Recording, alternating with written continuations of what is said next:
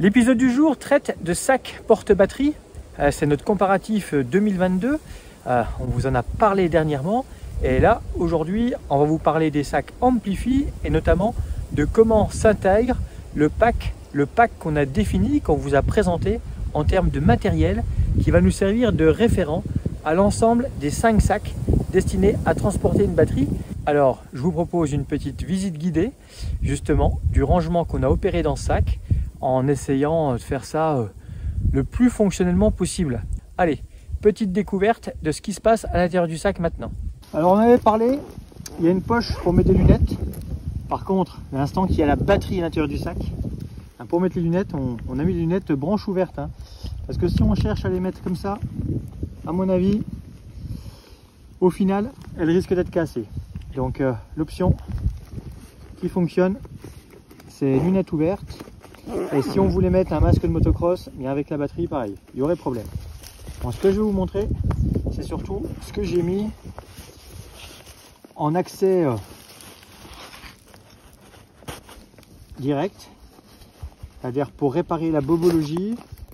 Donc le kit de survie complet, donc ça c'est le kit qui est vendu par les associations de pompiers lorsqu'on fait son PSCEA. Donc là il y a tout, couverture de survie, pansement, de quoi faire un garrot, mais également la possibilité de faire du bouche à bouche malgré le Covid. Il y a l'embout magique, donc ça c'est vraiment accessible.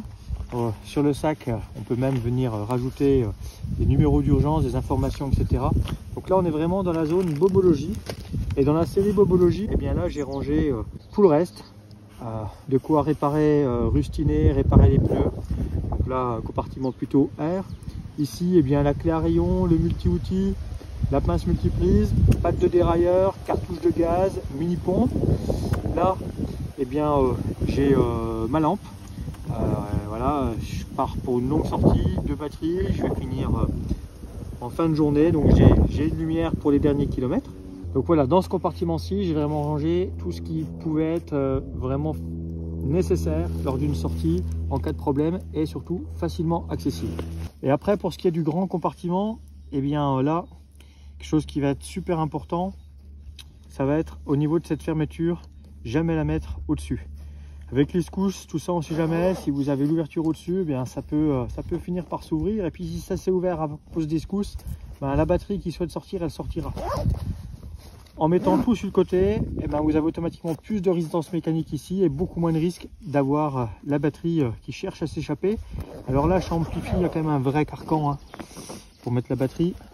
Mais bon, on peut quand même se donner cette petite règle. Ça fait pas de mal. Alors là, hop, j'ai les clips à défaire. Et là, du coup, j'ai surtout l'emplacement batterie avec le carcan que je vous avais déjà présenté. L'avantage, c'est qu'on a un système de sangle, on va vraiment pouvoir mettre de la tension là. Voilà. Le fait d'avoir roulé, ça c'est un petit peu détendu. J'ai la poche à eau.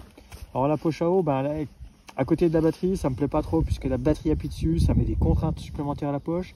Bon, la poche apporte aussi du confort entre la batterie et la dorsale. On est sur une dorsale Sastec homologuée dans ce sac-là. Donc par rapport au dos, logiquement, on est quand même sur quelque chose de bien que malheureusement, les sacs porte-batterie n'existent pas de normes spécifiques. Chacun fait un petit peu ce qu'il veut. C'est pour ça sur le marché, il y a des sacs batterie qui finalement n'ont rien d'un sac batterie à part le nom. La protection du pilote est vraiment mise à part. Et donc là, j'ai mis 2 chambres à air d'un côté, la veste un peu plus chaude pour la fin de journée de l'autre. J'ai encore de la place, je pourrais encore mettre des choses. Alors, peut-être pas la barre d'1 kg d'un Toblerone, mais il y a moyen quand même d'emmener quelques victuailles sympathiques pour les plus gourmands. Il reste du volume autour. A noter que suivant la poche que vous allez utiliser, on a un système avec sangle velcro. Donc là, j'avais crochet ou clips. Et bien, manque de bol, ni l'un ni l'autre sont présents au niveau du sac. Donc voilà pour ce qui est de la partie grand compartiment, les chambres à air et la veste. Alors c'est vrai que les chambres à air, on pourrait se dire ça pourrait être de l'autre côté au niveau de l'air, mais bon, je roule en tubeless, donc avant de mettre une chambre à air, généralement remettre de l'air suffit, ou mettre une mèche, et il y a l'outil Stance qui est de l'autre côté. Donc ça, tout est quand même accessible.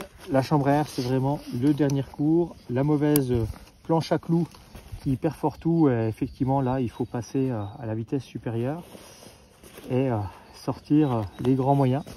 Voilà. Et puis donc ça, cet élément-là, hein, vous avez compris, c'est pour un filet pour pouvoir venir mettre son casque. Et puis il reste encore des poches, hein. Il reste des poches. Où là, eh bien, côté ceinture, j'ai d'un côté mis de quoi me ravitailler. Et de l'autre côté, j'ai mis les clés du vélo pour pouvoir échanger la batterie. Puisque ça sert à rien de partir avec une batterie en rade si on n'a pas la clé pour interchanger.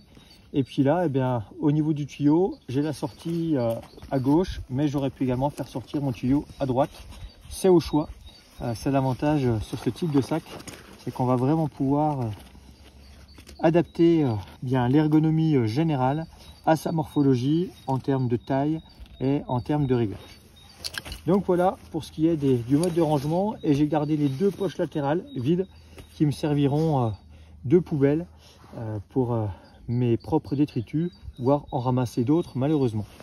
Et en termes d'ergonomie, cerise sur le gâteau, pour les plus costauds, il existe une extension de ceinture qui va vous permettre d'aller chercher les précieux centimètres qui vous manquaient pour boucler la ceinture.